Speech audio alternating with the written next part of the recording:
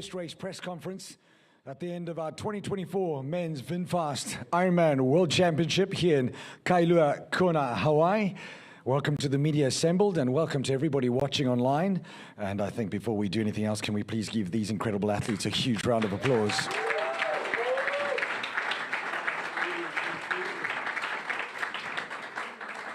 Another day for the record books. Just a quick little, well, firstly, how about we congratulate our VinFast IRONMAN World Champion, again for the third time, Patrick Lange.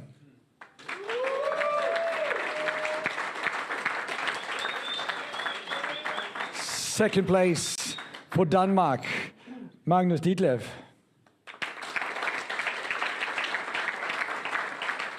For the USA, taking third, Rudy Vonberg.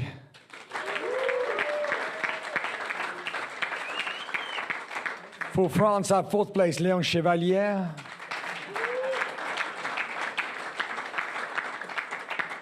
And we would have had Menno Koolhaas here. He did have to go to medical, but we're told he was discharged and he's okay, but he might be a little bit slow to get to us. Hopefully he does make it. Be great to speak to him. What a day. What a day. I mean, we knew it would be an incredible day, a day of the ages. Patrick Lange, a new course best, 7:35.53.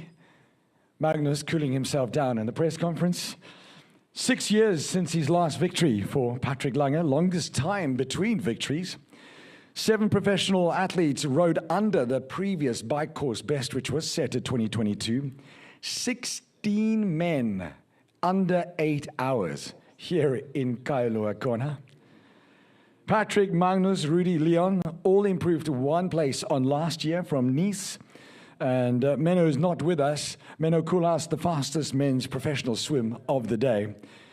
It's always a pleasure to hear from our athletes and get that first-hand sort of emotional, hot of the presses reactions from them. We're going to start with Leon Chevalier. Congratulations. 5th in Nice, 4th in Kona. It seemed like you spent a lot of the day in no man's land on the bike. Did that maybe actually work out better for you?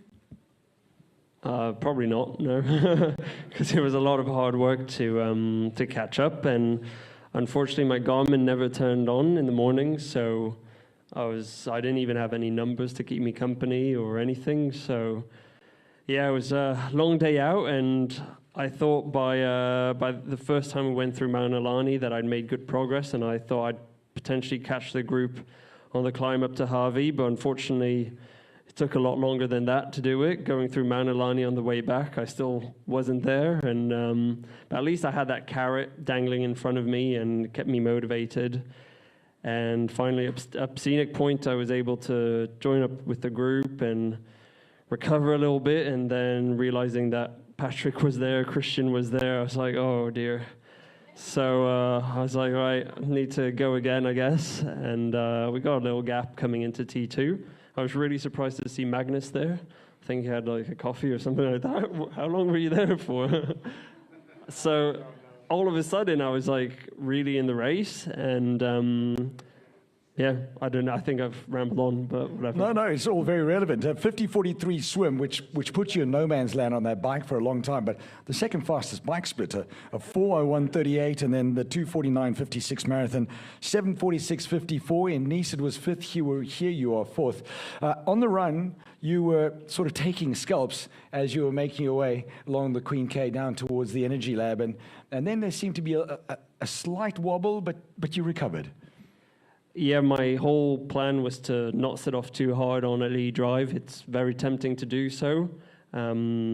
Patrick caught me like really quickly on Elite Drive, and I ran a few kilometers with him back in Nice last year, but that was way further into the marathon, and this time I didn't even try. Just let him go. Menno also caught up with me pretty quickly. I was like happy to let him go, let him cook himself, and he's a rookie. He actually did really, really well. He really impressed me. But I know what it can cost you to go too hard in that first 10 kilometers.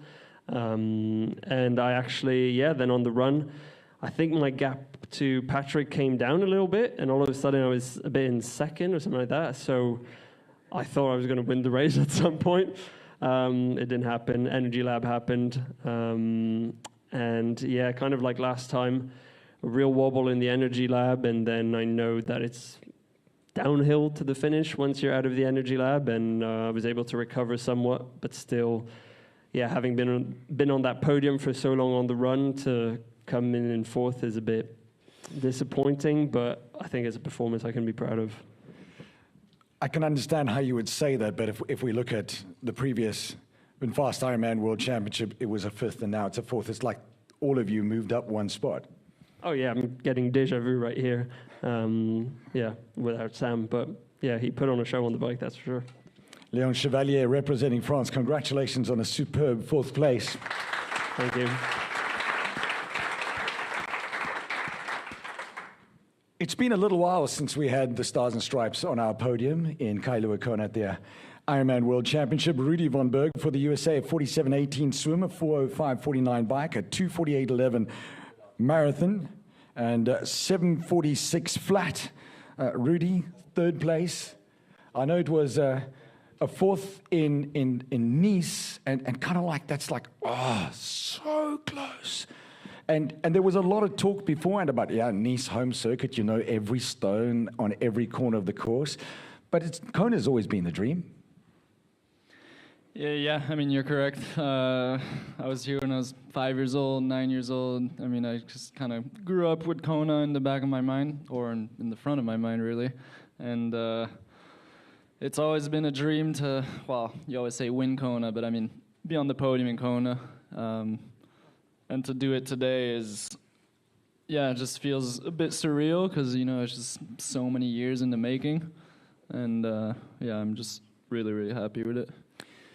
At the pre-race press conference, you arrived with an interesting piece of headgear. Tell us about the bison mentality, and did it play in your mind that you were going to be that, you know, strong into the storm for today's race?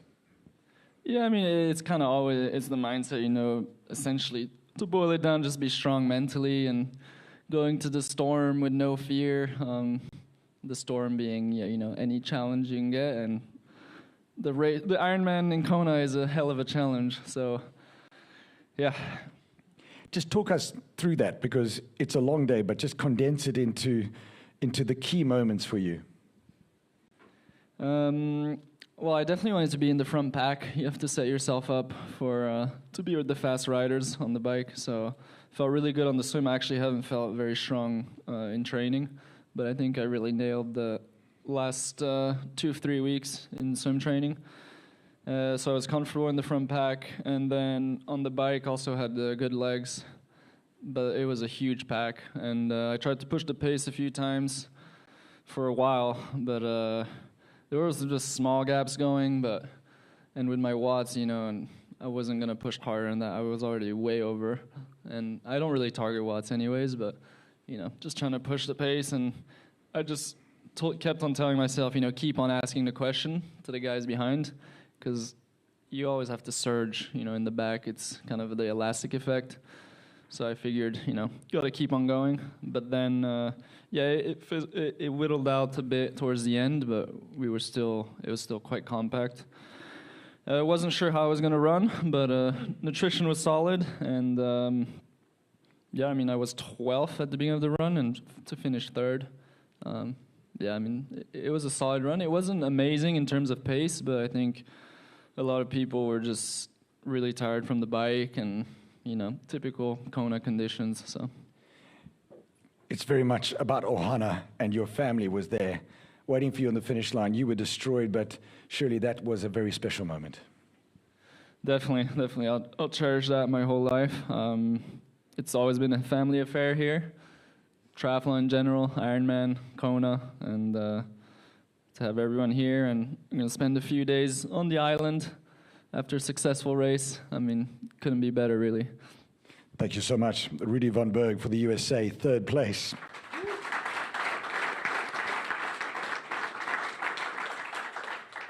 Magnus, 48.18 out of the ocean, 4:02.52, and we're going to talk about your bike shortly, and then a 2:46.10 marathon for a 7:43.39 one place better than previously. It's always good, you know, the Japanese say kaizen, continuous improvement. I always think of Chris Nikic and 1% better every day. You were talking just before we went on now how towards the end of the bike, you weren't in a good place. And in a way, whilst we were watching you through that run, it was like you were just picking off target after target after target. When you were suffering on the bike then, did you think, oh my goodness, my day is done? Yes, I was very certain my day was done when I entered T2, but somehow, yeah, I told myself at least run out at an easy pace that you know you can sustain, run out to the turnaround in alley drive and see where you are. And yeah, didn't feel really good on the run, to be honest, but yeah, people came past me in the beginning, but then I could see that the gap stabilized and people were blowing up all over the place, so I kind of, yeah, basically just put one foot in front of the other the entire run, and suddenly found myself close to the podium, and that was when everything flicked in my head, and I found the motivation again and knew I would be able to. Yeah, I was running at a pace I knew pretty certain that I would be able to sustain, and in an Ironman in these conditions, you know that when the gap stabilizes and like you're coming, the people in front are coming closer to you, you know which way it's going to go. So yeah, that really motivated me, and I'm super happy and proud that I managed to come in second place here. As I said, I didn't even think I would be able to run the marathon today when I entered T2. It's a wonderful metaphor for life, really, because if you just keep moving forward in some shape or form, you give yourself time for things to come right, potentially. Yeah, for sure. You know, I was just, I've been doing a lot of work, like my mental game, and just thinking about all the dark thoughts I had, was just trying to accept them but not react on them, and I think I did a really good work on that. Denmark is actually a small, very flat country, 5 and a bit million people, a fair amount of wind. It seems that we go from that cold, flat, windy country in Northern Europe, and you're this tall man who's going to absorb a lot of sun when it's hot out there. It almost like incongruous, but there's something about that Viking spirit. Yeah, I don't think it's like really favorable conditions for me, but I think I can compensate with a good cooling strategy and a good nutrition strategy. So I was really paying a lot of attention to icing in the aid stations and stopping almost every aid station and taking the time, and I think that's one of the reasons that I didn't blow up, is that I constantly basically had ice all over my entire body. At one stage, one of your biggest challenges on the marathon looked at, you grabbed an iceberg and you were trying to somehow make it small enough to fit into the places you wanted it to go, but it just wouldn't. I mean, like in his cap, etc., people. And that was, in that time, it was your biggest challenge in a way. Yeah, because the ice usually is like one ice cube, but then I grabbed this, I think it must have weighed 1 kilogram, and I really wanted to carry it with me, but I just didn't know where to put it, so I ran with it for maybe 500 meters and just trying to crack it or put it down my neck, but it was simply too big, so at one point I just threw it to the ground in anger. Yeah. Right in front of me. Luckily, athletes can assist fellow athletes. I picked up a thing like this thing. Yeah. Run it like You don't know what to do with it. licking it, chewing it. But it is literally the nicest feeling, is to grab a big piece of ice.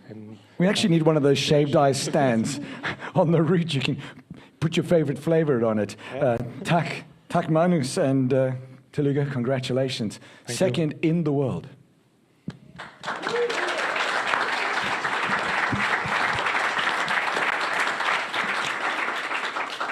If you don't mind, we're so happy that Menno could join us, Menno Koolhaas from the Netherlands.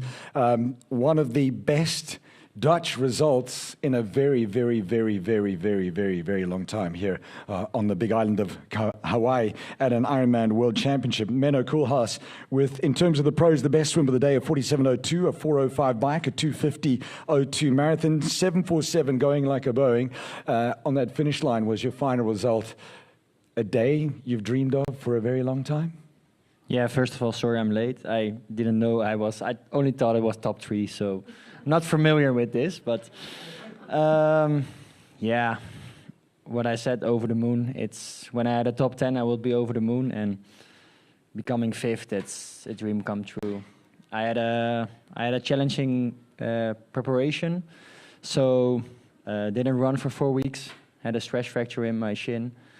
Came here on the island and did my first run, and it felt good. So we said, let's go. Yeah, it's. I think the best result of a Dutch athlete was 7th. So I was thinking about that. Was running, and I was thinking, okay, I can maybe lose 1 more place and then still be the best Dutch athlete here on Kona.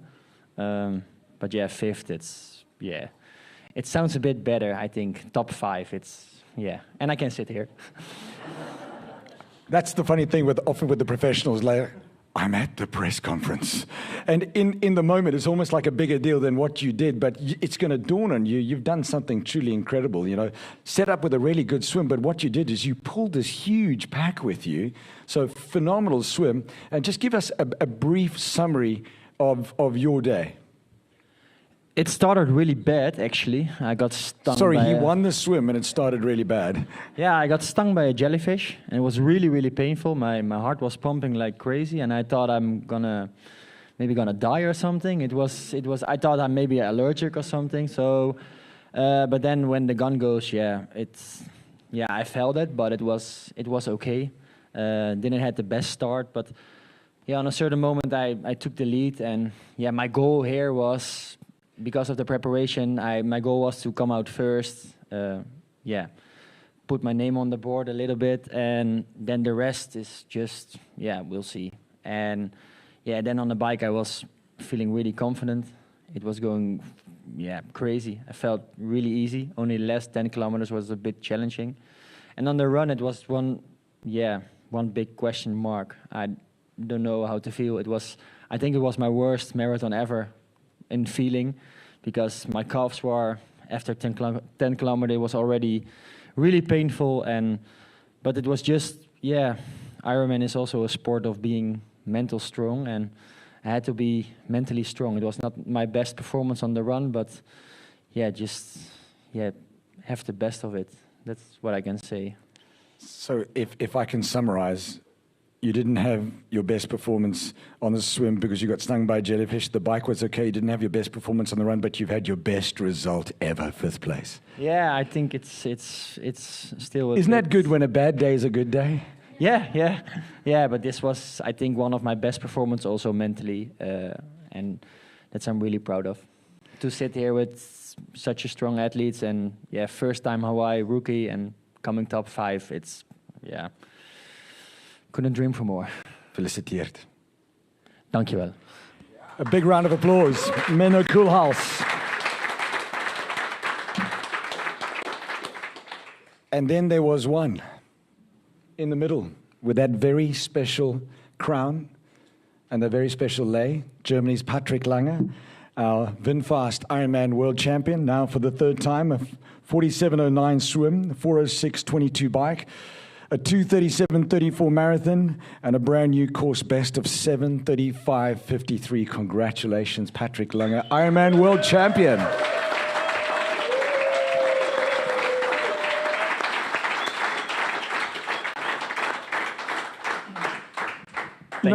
Thank you. Patrick, I just want to look back to the Ironman European Championship, No, don't do that. No, because you didn't have a good day. You weren't feeling great. I think you were doing physio on yourself on the bike and on the run on your hip. Yeah. And possibly in a way you're thinking, this year. But was that the fuel in the fire for today?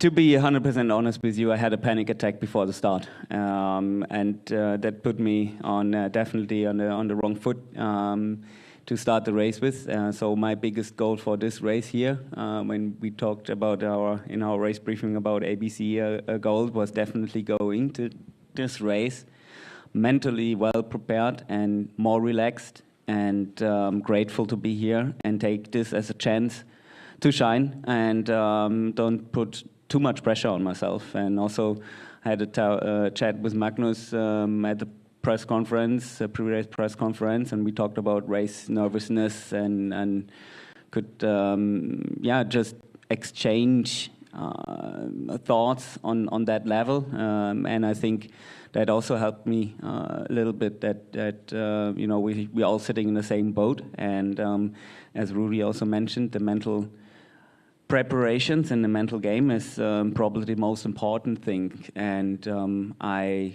also, thanks to my team, I think we had a perfect time here. Lots of love also. Like it's been just amazing time here on the island, and I think also thanks to the island gods, I'm sitting where I'm sitting now, and just absolutely buzzed and mind blown by that. It was a fantastic finish line celebration. We're going to talk about the swim, bike, run shortly, but you really made the most of your finish line. You soaked in all of it, but you also dedicated it to your mum. Yeah, 100%. When I was running along Ali Drive, about 5 kilometers into the run, it really struck me. Like it's just, I got goosebumps all over my body, even if I was really hot. And that was the moment where I definitely felt her. So she died in 2020 from cancer. And when I was with her in hospice, when I had my last talk to her, she said, I really wish you to be on that top step. I really want you to kick butts one more time. And I'm really proud that I did this for her. It seems like she did it with you.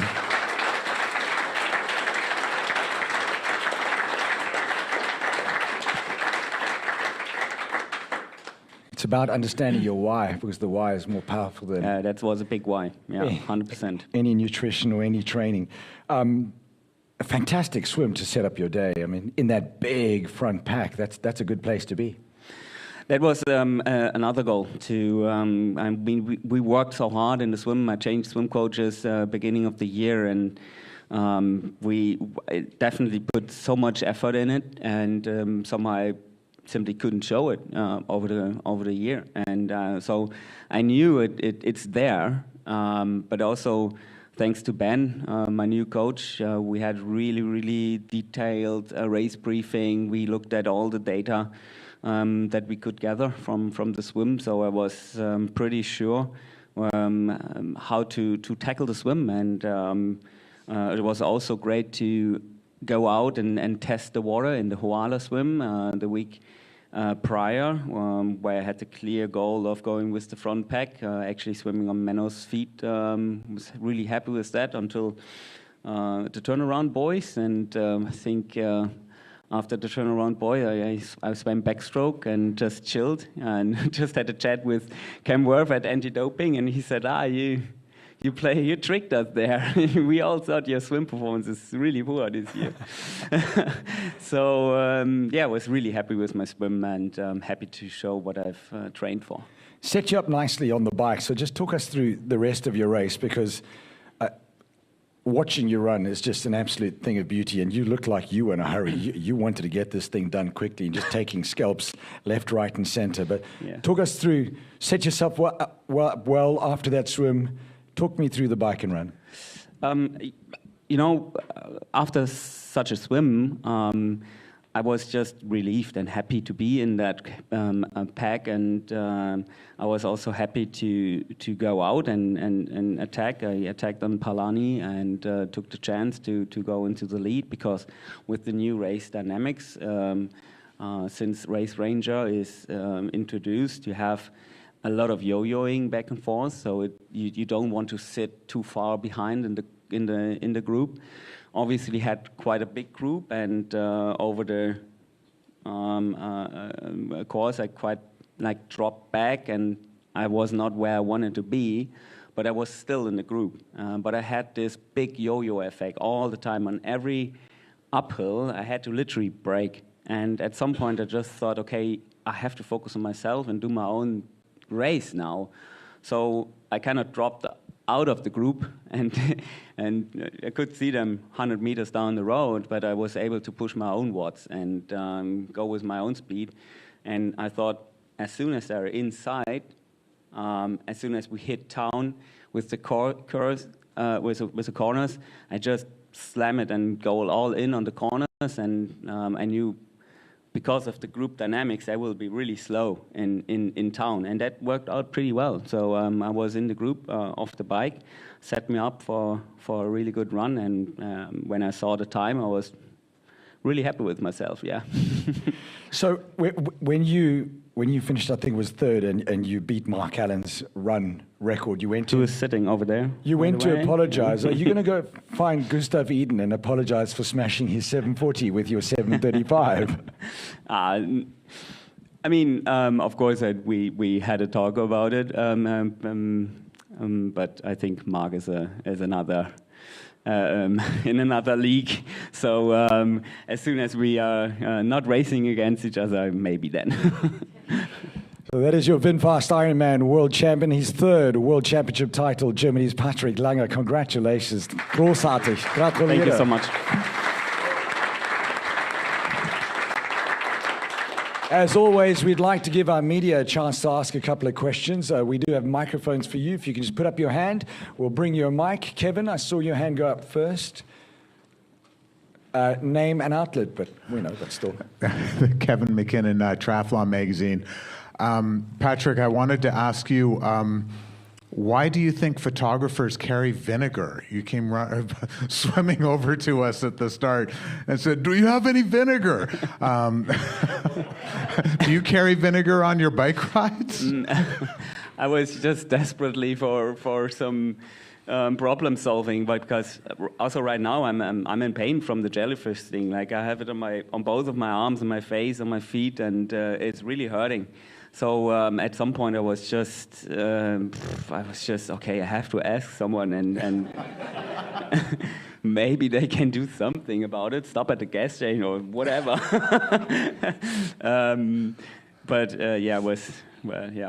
So yeah.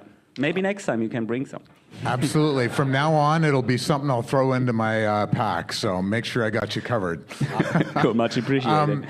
And just to follow up, did everyone on the stage get stung? And can you give me a little idea as to how painful that is? I literally got in the water because we got top 10 got called up a bit earlier than everyone. I was like, I'll stay in the water to keep cool, and like one step in the water and I got stung, and then I saw it, and then but yeah, everyone on the start line were all, "Have you been stung?" "Yeah, here." I think on the face probably hurts a lot more than on the feet, but it was definitely something that I felt throughout the whole bike. I can still feel it now, but I thought, Daniela got stung, was it in 2018? And Daniela, went on to win the race, so initially I thought it might be not a bad omen, but then everyone got stung by a jellyfish, so it evens out. I think the Aussies really reacted quite funny with it. When we lined up for the start, they were literally making jokes about it. Like, that was a good wake up, huh? Now we're all awake. Let's go. So they're more used to us, to those kind of things than we Europeans, maybe. Probably. We always joke about Australia. Everything in Australia is trying to kill you. So. True story. Yes, please. Patrick, congratulations on a third world championship. It Thank goes you. without saying that you made the decision not only to race this, but also the Ironman Pro Series. You are now in the lead of the Ironman Pro Series. What are you looking forward to as far as, will you race then in 70.3 Bustleton coming up? No. That's all I got. So, I never have been to Australia, mainly because of what Leon just told. I'm super afraid of snakes and spiders. But now, I think Mark and I just had a little quick math at his room. I think the numbers look quite... They look okay. I'm looking at them right now, yeah. Yeah, so... As long as I don't need to go there, I think I take a break now. And as you should. What do you say, Bob? As you should. As you should. stay home, baby. Okay. What the hell? Congratulations. Thank you. Remember, name and outlet, please. We know it's Bob Babbitt, but still. Oh, hey, Bob Abbott from Breakfast with Bob. So Magnus, I love how you always address things that are an issue. You've had problems in the past with heat. We saw you in Miami, and it was hot. And you, early in the run, you sat back, you cooled yourself off, did all the right stuff, and ended up winning that race, running down Alistair Brownlee. Today, same type of thing. Early in the run, you didn't look great, but you were icing. And is that something that you work on? The fact that I have a problem with the heat, I better ice myself up. I think everyone will have a problem running 3:40 pace in this condition, so it will really help everyone if they pay a lot of attention to cooling.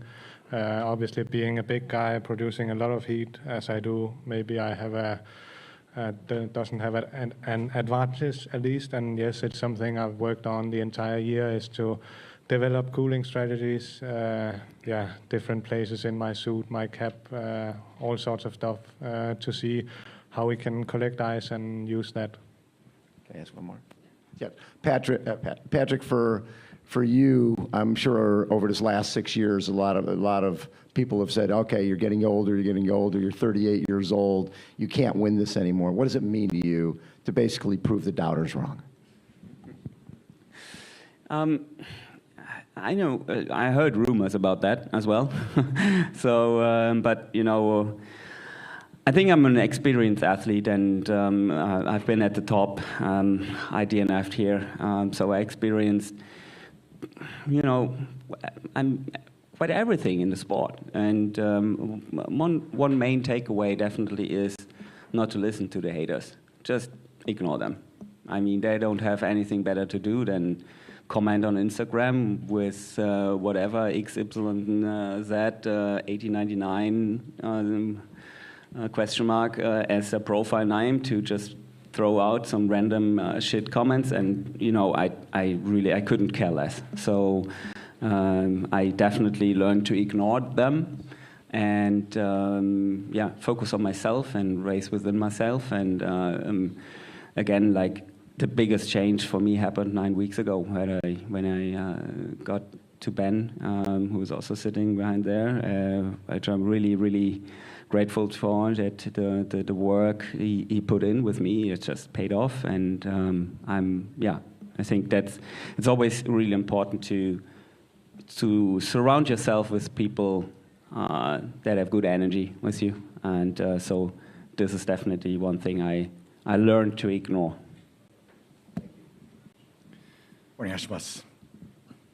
Remember, name and outlet. Here comes the microphone. Mika Tokairin from a Japanese triathlon magazine called Lumina. And question to Magnus. In a pre-race press conference, you clearly said that it's going to be a very hard bike. And actually, it became like that. And you experienced that. Then you got some kind of a slap back of that consequence. Then is that what you actually anticipated? And did this result or made you change some strategy in the future? Yeah, it really was definitely a very hard bike. I struggled the last hour to push any sort of power in the aero position, so maybe a bit too hard. But I went into the race going for the win, and I could see Sam was off the front solo. And I knew in the World Championship races he is always really, really strong. And I was with Christian, so not exactly the best position to be in. So I feel like if I wanted to win the race, I had to do it. And I think Sam, Christian, and I probably all paid the price for it in some way, shape, or form. I'm just happy that I managed to pull myself together.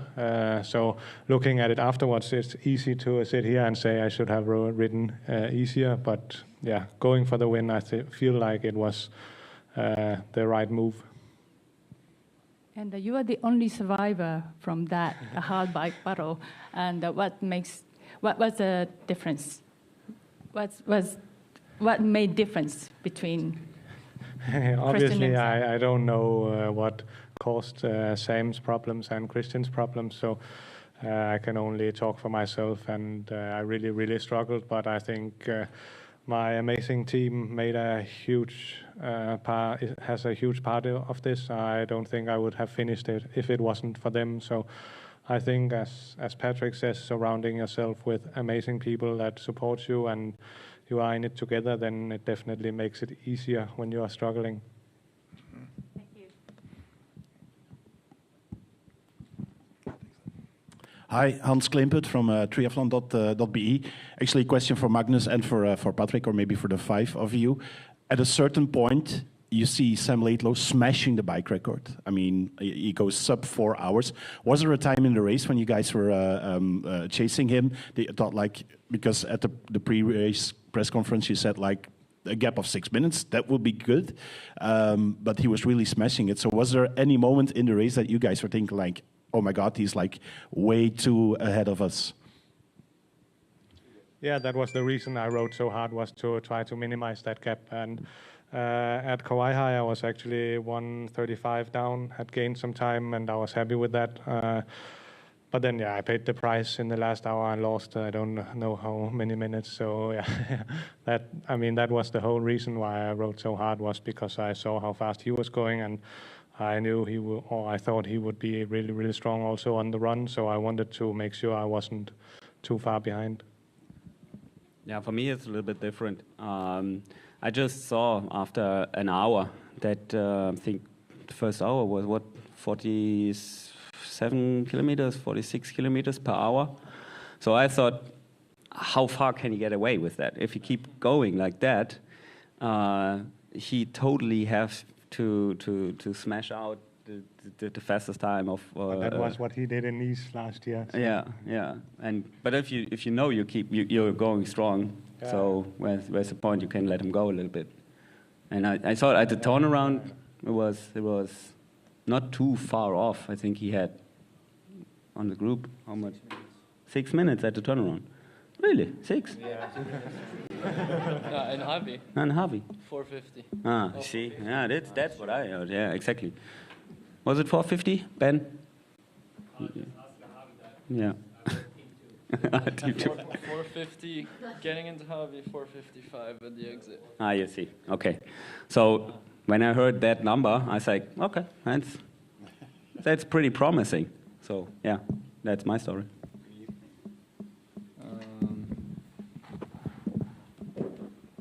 Yeah, I mean, I was not really thinking of him too much. My goal was kind of top 5, top 3 area. Obviously, I didn't want anyone to get too far ahead, but I was just trying to whittle down the group a bit. I mean, it was just, every time I looked back, it was just 20 guys in line. And so I put some pretty good watts to try to, shake some of those guys, as I said. And it wasn't really happening, so the end of the ride kind of blew up a little, but yeah, as Patrick said, it was very fast, so how far ahead could he really get? And I mean, in the end, he still finished quite strong coming back to town. We have a question in the front here.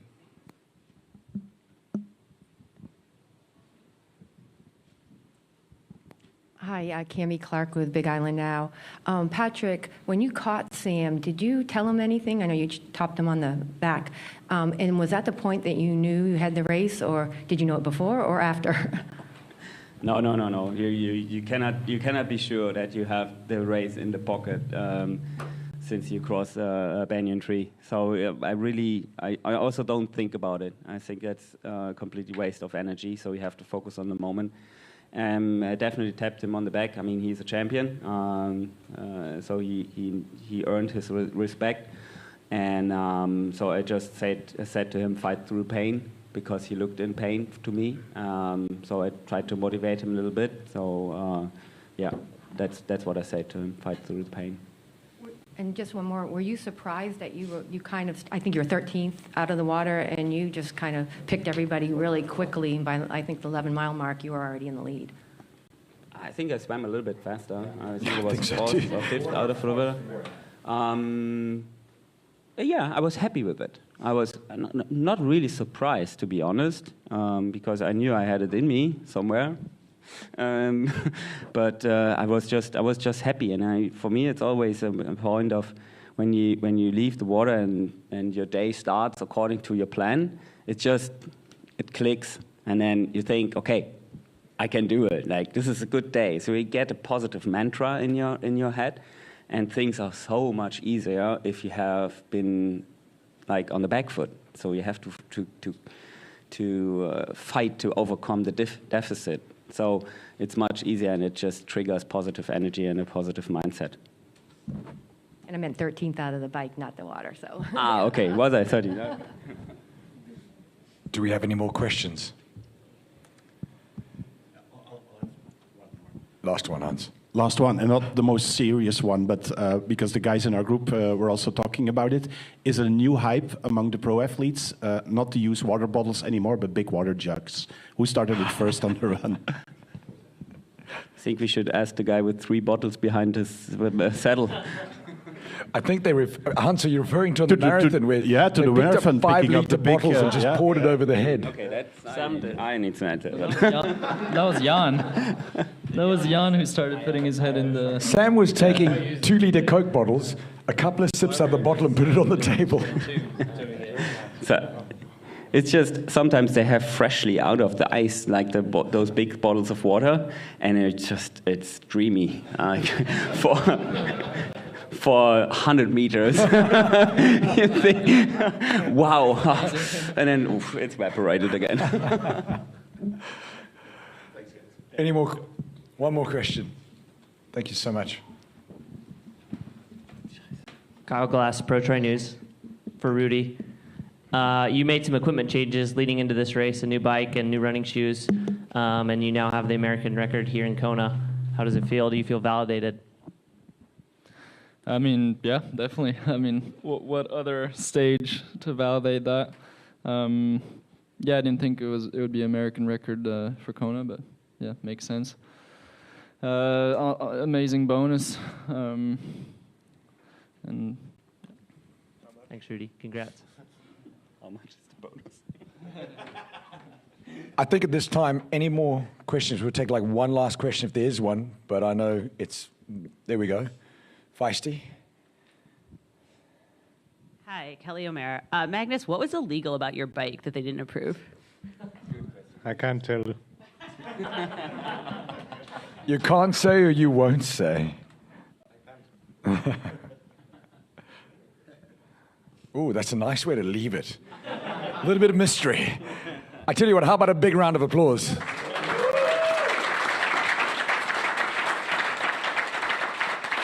The 5 best in the world: Menno Koolhaas from the Netherlands, Lange Chevalier, France, Rudy Vonberg, USA, Magnus Ditlev, Denmark, and for Germany, your VinFast IRONMAN world champion, Patrick Lange. A photograph of these. Can we just rearrange you quickly, though? Hold on. Super.